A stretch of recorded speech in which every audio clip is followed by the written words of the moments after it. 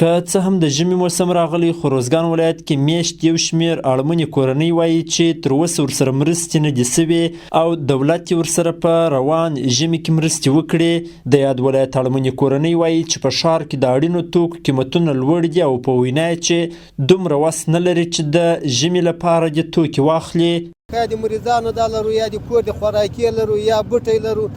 یا یو غله لرو وروره ډېر سره مجبور یو وروره بس دغه زموږ غور دی وروره مشیران نه ده واوري هم نسته غنم هم نه لرو شی نسته ژمی دی مشکلات ډېر دي په یوه کال کې هېڅ مرسته زموږ سره نه ده سوې. دا ښایست دی دا غوښتنه مې ده چې ته زموږ سره کومک کړې زموږ لاسنیوی وکړې موږ ډېر غریب کار یو موږ ته د کار زمینه برابره کړي نو موږ څه وکړو موږ پر تی باندې ژاړو تی زموږ لاسنیونه وکړي تی زموږ بچیان ته دغه وکړي لکه خپل بچیان ته چې طریقه برابره وي زموږ بچیان ته هم برابره کړي. په ورته وخت کې یو شمېر ټولنیز فعالان هم په روان ژمي کې د غریبو کورنیو سره مرستې ترسره کول اړین یادوي. هغوی د دولت او مؤسساتو څخه غوښتنه کوي چې د ژمي په موسم کې دې د بېوزلو کورنیو لاسنیوی وکړي.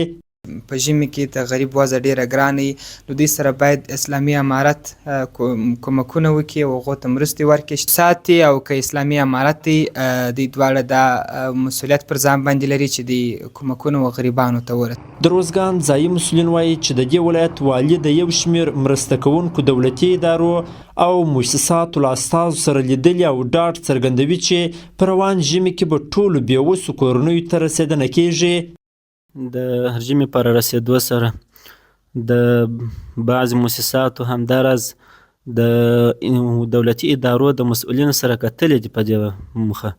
په ګډه سره به په ژمي کې د دې خپل ولس هغه د اړمنو کسانو لاسنیوی به کوي. د یادونې وړ ده چې په تېرو کلونو کې هم د اسلامي امارت لخوا څخه د ژمي په موسم کې د اړمنو کورنیو سره مرستې سوې وې.